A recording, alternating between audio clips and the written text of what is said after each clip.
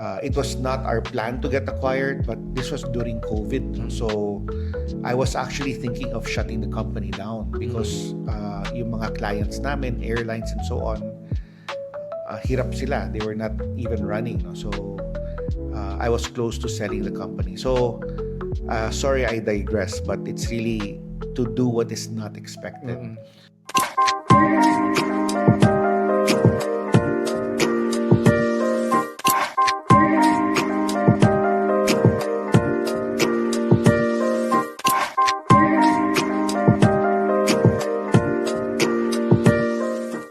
Hi everyone, welcome back to our podcast Kapihan with Sir Lex, and this is season 5, episode 6, and we are here in Binyan, Laguna. We visited a very important person in the space na kung nasaan ako ngayon, and we will be interviewing none other than the man behind Carmen's Best Ice Cream, Sir Paco Magsaysay. Sir Paco, maraming salamat po for being here. Thank you for inviting Felix. Talagang nagpapasalamat ako sa iyo at saka sa team mo. Ayan. Sinasabi ko kanina offline na buti pa si Sir Paco, hindi ako binabasted sa mga invite ko. Kasi I can still remember when I asked Sir Paco to be our keynote speaker in one of our Philippine Lifelong Learning Conference I saw sometime 2 years ago sa PTTC, and walang second nag-yes kagad siya. So, thank you po. Yeah. Ayan. And most of you might be familiar with the brand, yan, Carmen's Best. But before we go to that, sir, can I ask you to describe yourself? Yan. Kasi I don't usually introduce my guests. I let them try to give an idea to our listeners, to our audience. So, ano nga ba yung pinagkakaabalahan ni Sir Paco ngayon? Well, thank you for asking that question. I think I'm just an ordinary businessman trying to make a living for me and my family. Although yung mga 3 kids ko nag-graduate na sa school, so meron na silang kanya-kanyang buhay. And yeah, I think with Carmen's Best, how do you say, naswerte ako. Naswerte ako sa Carmen's Best, and I've started other businesses in the past na hindi rin nag-prosper. So, syempre, pag may mga projects or companies ka na that you started and then it doesn't work out, maraming learning doon, di ba? So, lahat ng learning na nakuha ko from the different companies that I put up and it did not work out, I was able to adjust, and all those learnings ginamit ko sa Carmen's Best. Mm-hmm. If you don't mind me asking, Sir Paco, pang ilan po si Carmen's Best sa ventures na tinry out nyo? I would say maybe the 3rd or the 4th. So, I remember I put up a on-site drug testing company, which didn't work out. I put up a computer parts company before, which didn't work out kasi kailangan ng scale. Yeah, so those are the 2 top of mind lang that I recall. But it was in Carmen's Best where after taking my ME course in AIM, nag-aral kasi ako sa AIM noong 2008 to 2009, yung Masters in Entrepreneurship class. And yung mga teacher ko noon, sina Andy Ferreria, Tommy Lopez, si Ed Morato, and Jay Bernardo. So talagang ang dami ko natuto doon. And based on the learnings, the case studies, tapos yung mga work experience, parang everything came together when I put up Carmen's Best. So would you say that getting that kind of like education and yung mga best practices, just like you mentioned from the mentors, really help out? Kasi parang you mentioned, if you don't mind me going back dun sa parang 3 failed attempts, parang after that, what changed was the ME program, and then there came Carmen's Best po. Yeah. So yung maganda sa course sa AIM, yung kinuha namin, yung ME course, was we studied business models. Kasi case study style eh. So we studied different cases local companies and companies from other countries. Tapos anong mga ginawa nila na maganda, anong ginawa nila na nagkamali sila. So you learn from all these things and then you discuss it with your other classmates and the professor. So ang laki ng learning sa ganun, no? And ang importante talaga is thinking out of the box and thinking in a different way, no? So yun yung mga pwede kong i-share sa viewers natin today na it's always important to think different, no? Kasi kung pareho lang ang gagawin mo, kung pababaan lang ng presyo, hindi naman mahirap naman yung ganun, di ba? Yes, yes. So, yeah. I've heard of that strategy na it will not work if you're like following the trail of yung big always companies. lowering the price because it's not gonna be sustainable. Yeah. Yan. Well, an example would be the business model of the Gokong Ways, where when they put up their digital, because they have scale, malaki yung mga pinapasukan nilang negosyo, or digital or the groceries or whatnot, they're able to have scaled and have a lower price offering. Kasi ang dami na lang volume nila sa laki ng company nila. But if you're starting small, maliit ang puhunan mo, just 1 million or 2 million or so, iba yung kwentuhan pag ganun, di ba? Now, kung billion ang pinapag-usapan, iba yung scale mo kasi you're able to get terms, you're able to get discounts. But kung maliit lang ang binibili mong volume, ibang usapan yun. Parang there's leverage of course kapag mas malaki na kagad yung resource na nagba-back up dun sa venture. Yeah. Sir, for the benefit of the listeners, to our lifelong learners out there, could you walk us through paano naging Carmen's Best? Like, people are asking, sino ba si Carmen? Yung kwento about that before we go to the present time. Okay. Yan.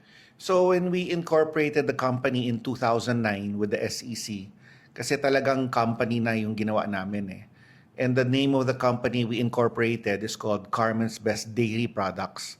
So, wala talaga kaming naisip na ice cream or frozen dessert or what, no? Basta dairy, no? Kasi tatayo lang ng dairy farm ng father ko at saka ng mga friends niya. Kaya balak namin is to use the dairy to make something, whether to sell milk or flavored yogurt or cheese or whatnot. Nagkataon lang na in studying the options for making something out of the fresh dairy, we stumbled upon making ice cream. And nung ginawa ko yung ice cream sa bahay namin at that time, talagang napakasarap. Very different from any ice cream I've tried, no? So sabi ko sa grupo namin, wala tayong gagawin na ibang bagay kung hindi ice cream. We will concentrate on ice cream.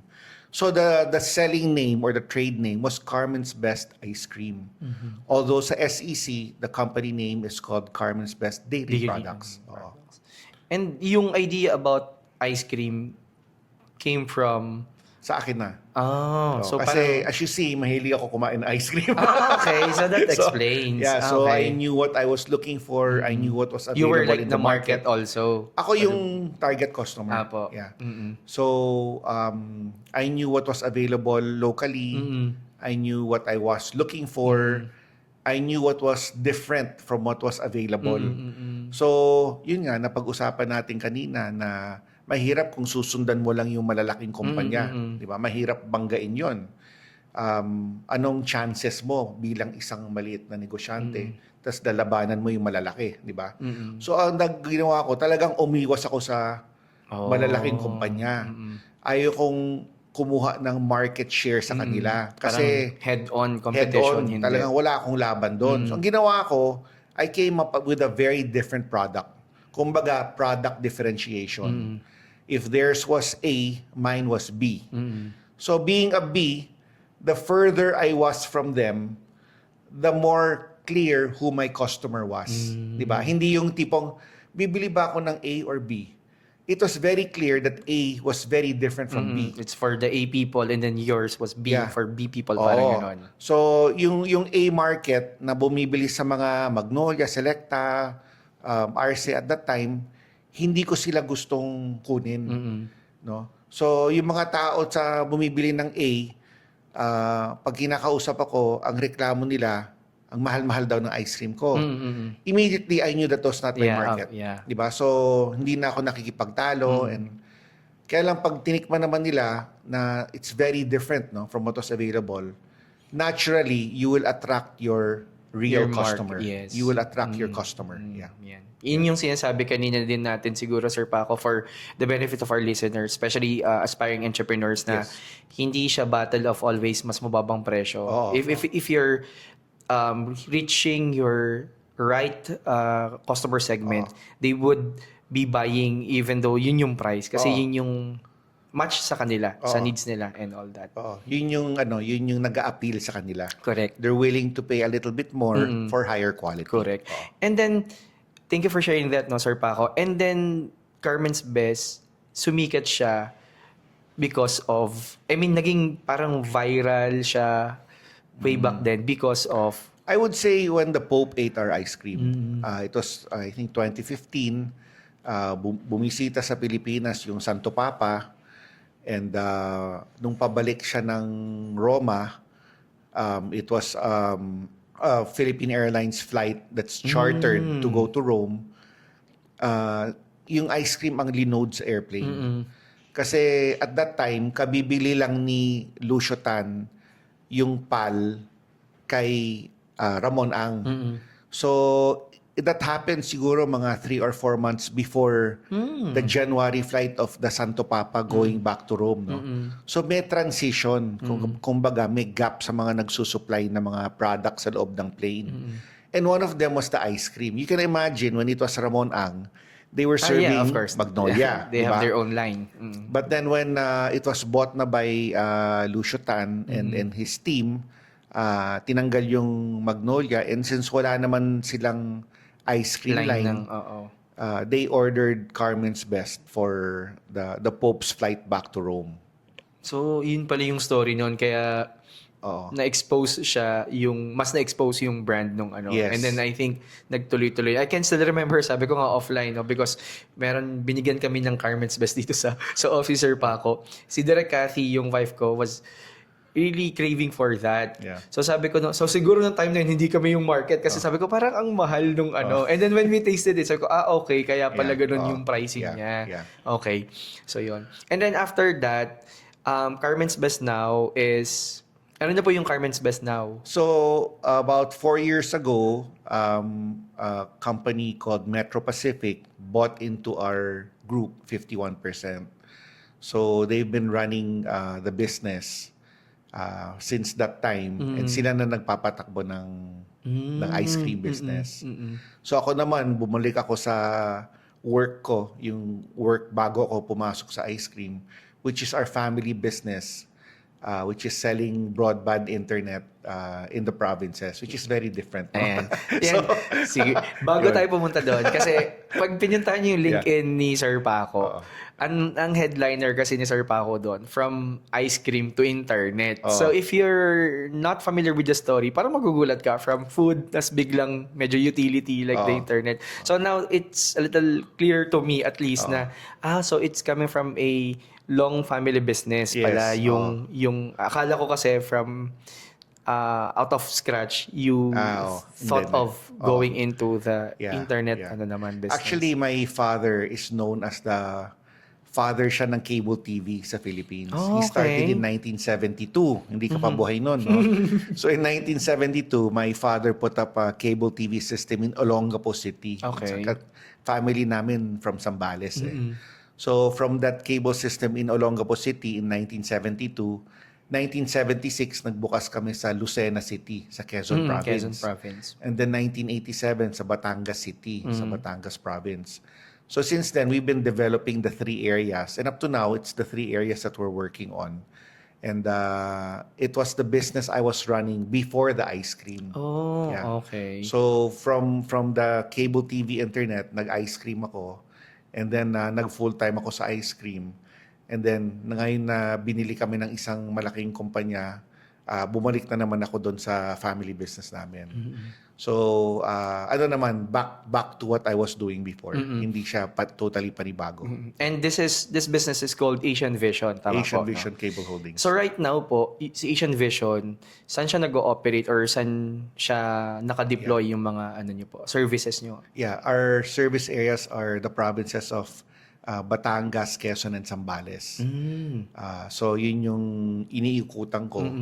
And I'm concentrating more on enterprise accounts or businesses. Mga businesses Yes, din. Opo. yeah. So Batangas, I think offline na pag-usapan natin na some of your clients are like schools, universities. Yes, private hospitals, resorts, ganon. Yeah. So as of the moment, do you have like plan of scaling it top of the 3 provinces that you mentioned?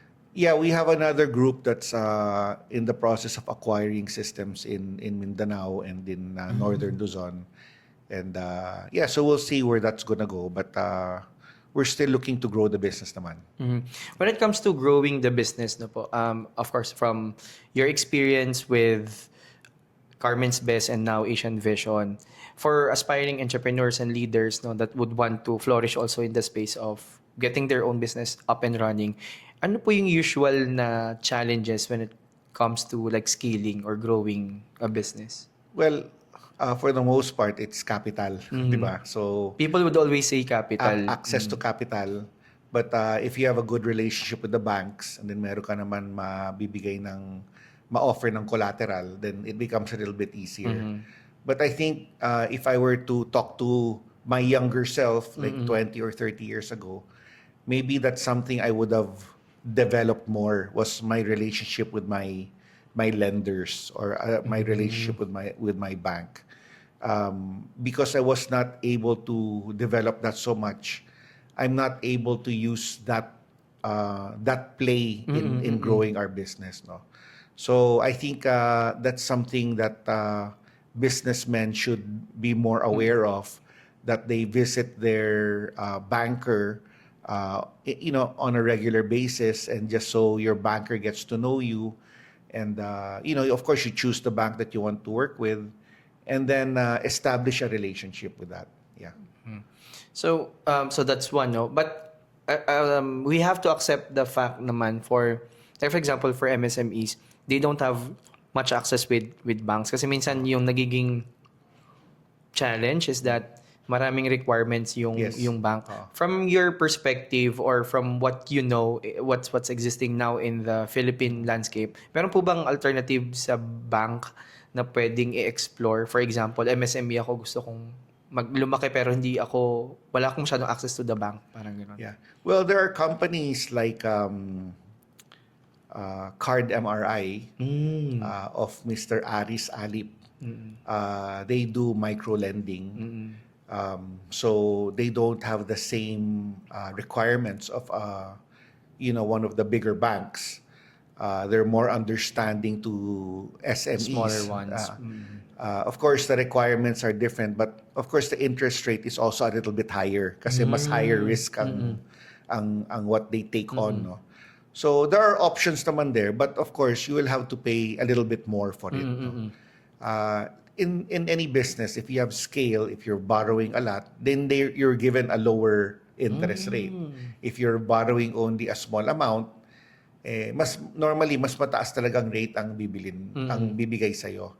So it's best nga to have that relationship para mas maganda yung usapan nyo with the banker. And if they see na lumalaki yung negosyo mo and lumalaki yung business dealing mo with them, then they'll be more favorable to working with you, giving you better terms and so on. Yeah. Thank you for sharing that. Kasi most of the people would say, syempre typical naman yung access to capital. Yes. Probably they would be saying, because of your background, baka kaya yung relationship mo sa bangko nandun na. Pero what if nanonood is more of like MSME? So thank you for sharing that option. And I think madami naman ngayon at the modern times, marami namang way din to like get some sort of funding. Yes. May mga parang crowdfunding platforms din. But of Yes. course, siguro be ano na lang, cautious about the platforms that you're dealing with kasi hindi naman lahat pwede Yeah. mong pagkatiwalaan. Yeah. On Another that note. example is, in Carmen's Best, I never was 100% owner. Mm. So, I think the highest... you may mention kasi incorporated naman Yeah, siya. it's a corporation, and I think at one time I was 40% when we started, and then later on I became 50%, and I was never 100% owner of Carmen's Best, but because of the trust given me by my partners, hinayaan lang nila ako to do what I wanted to do. Of course, they would check on me. We would have regular board meetings. But kung ang tiwala naman ng grupo is with you, and then you're not naman living a very lavish lifestyle, and di ba, parang you're living within your means, and hindi naman saksakan ng laki ang sweldo mo, and you're really growing the business, then for the most part, they'll let you Yes. do whatever, no? But kung meron mga alarm bells sa kanila na parang biyahe ka ng biyahe, or you have all these expensive things, syempre it will make them worry, as it would make anyone worry, that the person running the business is not using the funds the proper way. Correct, diba? correct. So, yun lang yun. Yes, thank you for sharing that again, Sir Paco. Kasi right now, marami akong nakikitang mga businesses na ganun yung nagiging storyline, na parang after getting some investments Yeah. or nag-put up ng business, biglang ang Iba sabi na nga yung lavish ng lifestyle. lifestyle. Yeah. And then, yun nga sinasabi ko rin kay Direk Cathy offline, there was one issue ongoing in the space of esports, parang ganyan, na ganun yung naging track na parang this was the main man. Eventually, he was kicked out of the picture because of this kind of Lavish issues. lifestyle. Opo. Yeah. Nagulat na lang yung team nila na parang, ba't matanggal, ganon? Opo. Yeah, I remember when I was running Carmen's Best, I was very careful in how I lived my life, because I didn't want people to think that the price of the ice cream was that way Yeah. because of my lifestyle. Because no? there might be that perception. Of course, I mean that's normal, di ba? You ride in a fancy car or a European late model car, and the people will say, kaya palang Kaya mahal mahal ng na." ice cream, di ba? Yes, yes. But if they see that you're just riding a normal car, a normal Toyota, nothing fancy, then they'll say, well, I mean, he lives a normal life, he rides economy, it's not a big deal, di ba? Even your partners, so even the bankers, the bankers, if they see you living a lifestyle tas hindi ka nakakabayad ng utang, maiinis sila, di ba? Correct. Sinong hindi maiinis, di ba? So, yun lang. You have to live within your means, and you have to, your primary goal is to grow the business and Correct. Keep your shareholders happy. Yeah. Thank you again for that, Sir Paco. Sir Paco, I want to transition lang into some point of the landscape of work today. You being, of course, an entrepreneur, no? Multi-awarded entrepreneur. Kung nakikita niyo po yung mga dyan. My hardware. Ayan. Ayan. So, question ko lang, sir, when it comes to the workforce that you're dealing with right now, say for example, Asian Vision, or if you can compare, parang yung shift lang, because syempre marami ng technology na introduce, ganyan. May naging difference ba when it comes to how you handle people during the time when you're in Carmen's Best and then now at Asian Vision? Not only the shift nung industry, but yung shift nung nasa outside, like yung AI and all that.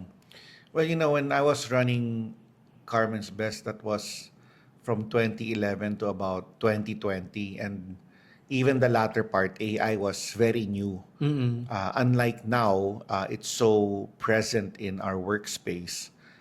It didn't really affect us so much during the Carmen's Best years, no. Although this time around, ibang kwento na. AI can help organizations, with, let's say, dealing with customer service. Correct. You could have an AI bot that would deal with, let's say, your residential clients. And then for your corporate clients, of course, kailangan pa rin yung face-to-face, di ba? But it cuts down a lot on the number of people that you will need. And I think the people that might be affected with something like that can be retrained naman for other parts of the business. Correct.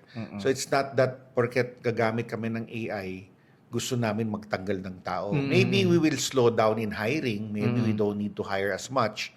But the people that jobs will be affected, we can, offer retraining for different parts of the business. Yes. Yeah. So parang reallocation of the Yes. current resources Yeah, lang. yeah. Because most of the time, there would be this misconception na, and I think this is very much cliche naman na papalitan ng AI yung mga tao because of, yun nga, yung mga ginagawa nila. So it's good that you mentioned na it's not really that coming from the perspective of an employer, kumbaga, Yes. na we can actually distribute naman these people to other functions Oo. that they might be needed. But mag-slow talaga yung kasi nga you're Hiring, building the oo. capability. Oo. Ganyan. Yeah.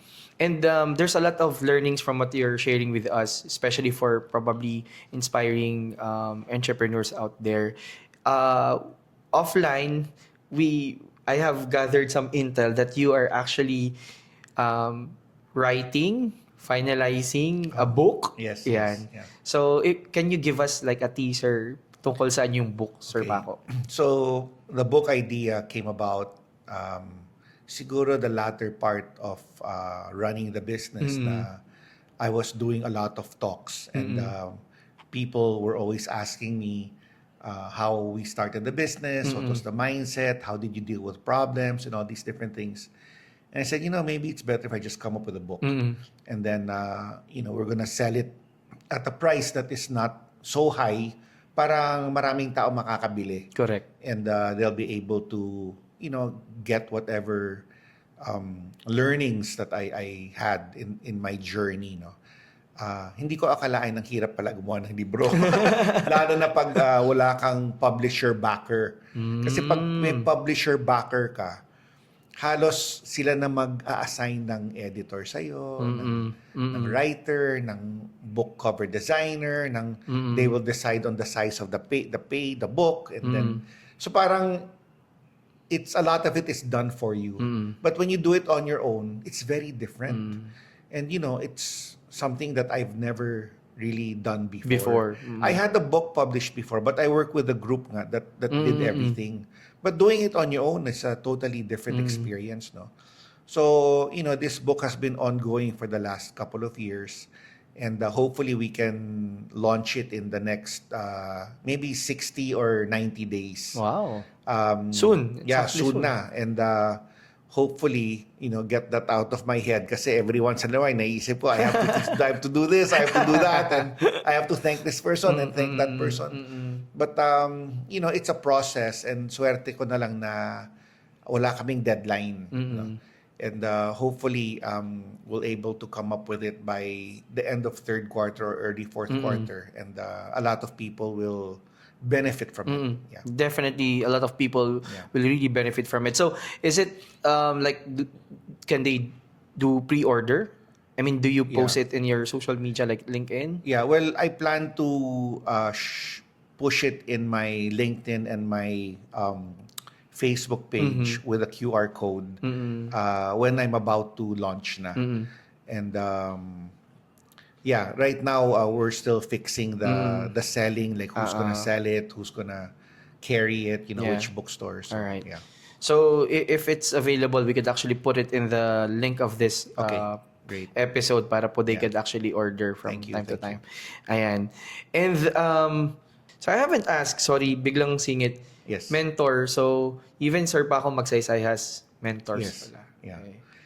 So, feeling ko madami. Who baka. are my mentors? Sige. Yeah. Can you share? Yeah, well, when I did the ice cream, it was very new for me to get into food production / food, Kasi ako yung gumagawa talaga eh. I don't know if people know that I was the one really making the ice cream. Hands-on I think talaga. people thought that I hired people and then they were making it. No, I was the one making it. so Cool. I was in food production and also making selling the ice cream. No? So two of my cousins or very close relatives, one of them is Greg Banson of Century Tuna. So Greg Banson was somebody I would call on every time I had a question or I had a concern, and I'm very grateful to him for giving me the time that he gave me when I was constantly calling him or asking a lot of questions. And he also naman clarified with his team, his group, the Century Pacific people, the owners, that since it was not a competing product, that they allowed him naman They allow him to do that. consult with me, knowing that we were related. No? And the other person who really helped me out was, of course, they call him Joe Magsaysay, but we call him Jojo. Jojo Magsaysay in our family, who's Mr. Potato Corner. He's the one who grew Potato Corner, and I would call on him, every once in a while also to ask him for advice and guidance. So those two guys talaga laking tulong sa akin. No? Nagugulat nga ang tao when I tell them that these guys are related to me, and I really benefited from talking to them, growing the business. Thank you for sharing those insights po about the mentors that you had for the venture for Carmen's Best. Yan. So we have here a segment. Okay. Yan. Sorry, kinuha ko yung kodigo ko.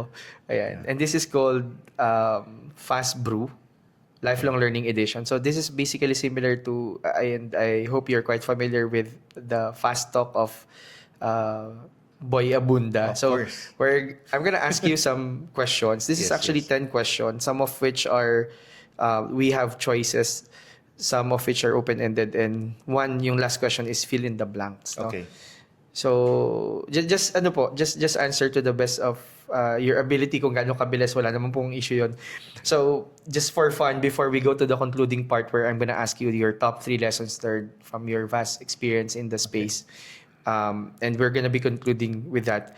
So this is Fast Brew, Lifelong Learning Edition with none other than Mr. Paco Magsaysay. Ready?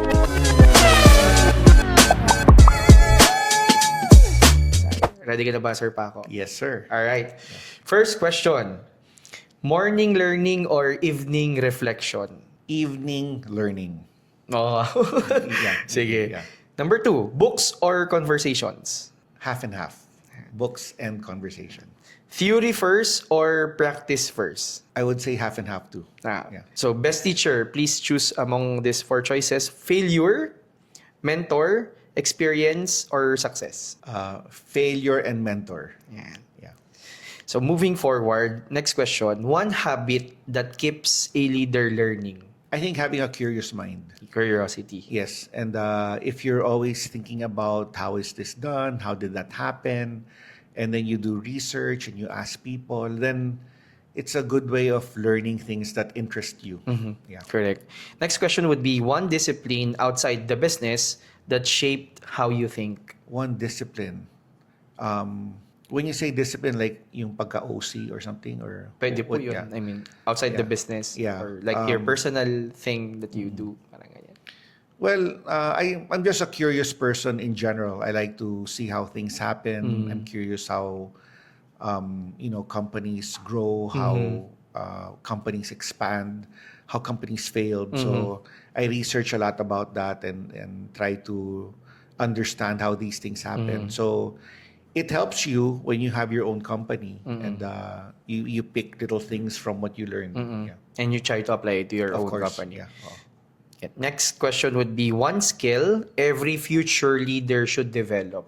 Well, I feel for me it should be empathy. Empathy. You understand you understand your suppliers, your clients, your customers. So we live such a short life, and it's not all about money. Well said. Next, one thing successful leaders must unlearn. I think when you're younger, material wealth is maybe has a greater importance than when you get a little bit older. No? But then when you realize it's actually not very important to have material wealth. At the end of the day, it's if your car gets you from point A to point B, it really doesn't matter what car you're riding. yes. So I've heard of that. yeah, That's so really true. And sometimes a simpler car will have less headache for you, whereas a fancier car will give you more headache. Correct. So as you get older, you realize you want to have things that will not give you problems. Or headache. Yeah. Correct. Yeah. All right. So next, second to the last question, sir, is one question every leader should ask more often. How are you? Okay. Yeah. Next, last. Complete the sentence. Lifelong learning is blank. Never ends. Yan. Thank you so much. So that is Fast Brew with none other than Sir Paco Magsaysay. So sir, this is now the concluding part of our episode. And thank you for all the learnings and sharings that you've gifted to our audience po, no? Both in YouTube and Spotify. So as usual, we're gonna ask our guest, Sir Paco Magsaysay, of the top 3 things, life lessons learned by far that gusto nyo pong iwanan sa ating mga audience. Okay. Well, I guess the first one would be don't do what is expected. You know, I think when you do what is necessary than what is expected, then you start having a different point of view on how you live your life, how you have set your goals and all that. So that's one thing what we did in our ice cream business.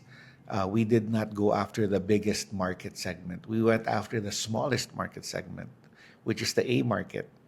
And we were able to control the A market with our product. And then we were slowly going down to the B and upper C market. And that's when we started becoming to come out in the radar of all these big companies. When we started going to the B and to the upper C market, you were starting to get a bigger share now of the pie.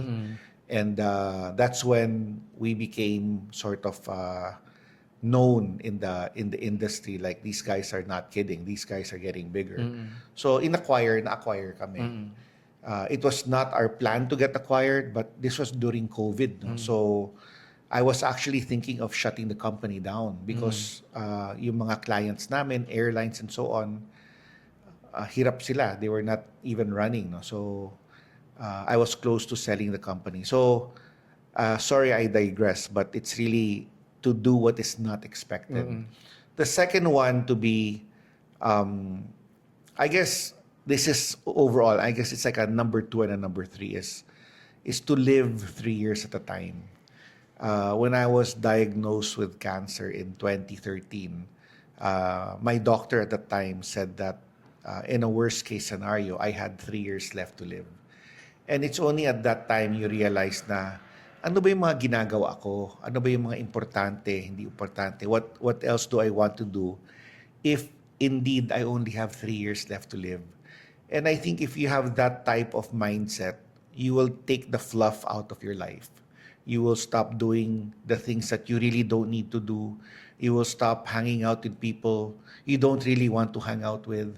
And you'll stop trying to please people who really don't matter. So you'll start doing things that you feel is what's best for you, what's best for your family. You'll start planning things, thinking that you only have 3 years left to live. And by doing that, you're able to accomplish so much more.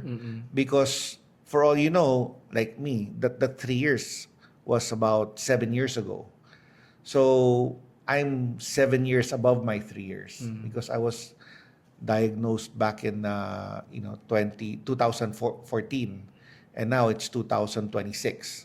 So actually 12 years from the time that I was told I had 3 years to live. So don't think that we're all going to live till 85 or 90 years old. Just make sure that you know what's important. You're doing what has to be done and what needs to be done, and spending time with the people that you love. Wow, that was solid. So, grabe yun. So, thank you, Sir Paco, for giving these insights to our learners, and most especially for the younger people out there who's aspiring to be entrepreneurs or aspiring to be like leaders on their own field. So, that was actually a very kind reminder, I would say, of what they should value, no? And sabi nga, kanya-kanyang season din kasi nga yung buhay. So parang hopefully we get to realize this, no. So again, thank you, Sir Paco, for your time. No, this really means a lot to the Filipino lifelong learning community, and of course, Carmen's Best, Asian Vision. So we hope to see more of these businesses. And if you want to check more out of the things that they're doing, no, don't forget to follow Sir Paco on, most especially on LinkedIn, or if Facebook, mahanap nyo rin siya, pwede rin. No? Tsaka yung book na lalabas na soon in the next 60 and 90 days. Thank you, Sir Paco. Thank you for having me. Yes, and this has been Kapihan with Sir Lex, Season 5, Episode 6 with another than Sir Paco Magsaysay. So please, drop in the comment section kung ano yung key takeaways niyo, and we're excited to see you around dun sa ating mga next episodes. Thank you, everyone! Bye! Thank you. Bye.